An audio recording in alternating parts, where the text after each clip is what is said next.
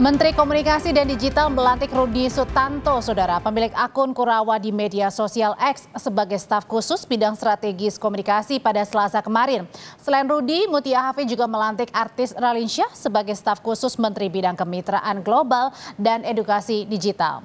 Ada sejumlah aturan pengangkatan staf khusus kementerian dan kementerian koordinator yang ini tertera dalam Perpres nomor 140 tahun 2024. Di antaranya, Saudara, adalah jumlah staf khusus menteri sebanyak 5 orang. Pengangkatan staf khusus mendapat persetujuan dari Presiden.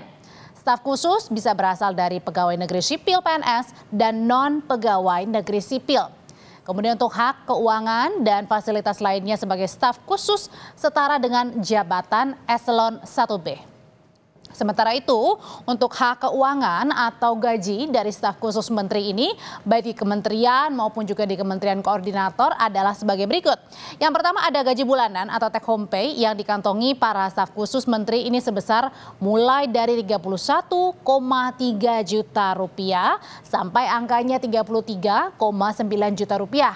Nah, dengan rincian sebagai berikut, gaji pokok misalnya ini mulai dari 3,7 juta rupiah sampai 6,3 juta rupiah. Sementara untuk tunjangan kinerja yang didapat per bulannya ini setara dengan jabatan eselon 1B adalah sebesar 27,5 juta rupiah. Pertanyaannya, apakah latar belakang staf khusus menteri harus menjadi pertimbangan penting? Kita bahas usai jeda atau usai tayangan berikut ini.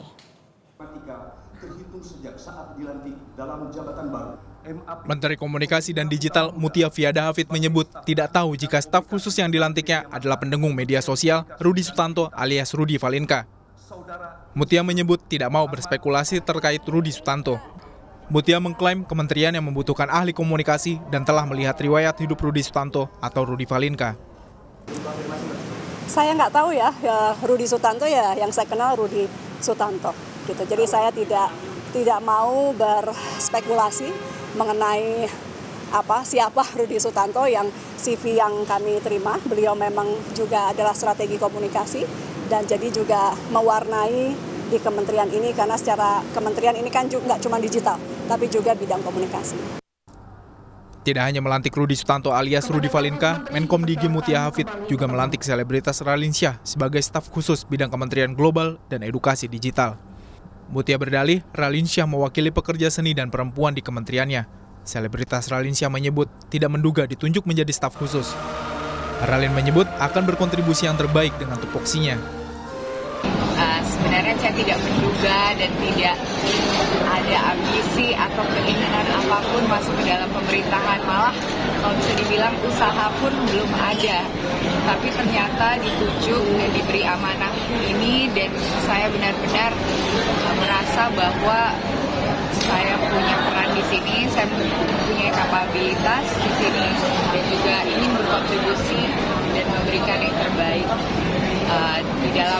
di dalam my role, yaitu kemitraan global, relasi internasional, dan pendidikan untuk masyarakat. Secara aturan, staf khusus Kementerian Koordinator atau Kementerian diatur dalam Perpres nomor 140 tahun 2024. Aturannya, maksimal 5 orang harus disetujui Presiden, bisa berasal dari PNS dan non-PNS, serta diberikan hak keuangan setara eselon 1B. Lalu besaran hak keuangan atau gaji dari staf khusus yang setara eselon 1B terdiri dari gaji pokok antara 3,7 juta hingga maksimal 6,3 juta rupiah per bulan. Tunjangan kinerja yang diberikan masuk dalam kategori kelas 16, yakni 27,5 juta rupiah per bulan. Ini berarti dalam sebulan staf khusus mendapatkan gaji dengan kisaran antara 31,3 juta rupiah hingga maksimal 33,9 juta rupiah. Kementerian Komdigi melantik total 21 orang pejabat tinggi Pratama dan Madya. Dari jumlah itu, ada 10 orang yang menduduki jabatan eselon 1 dan 3 staf khusus menteri. Tim Liputan, Kompas TV.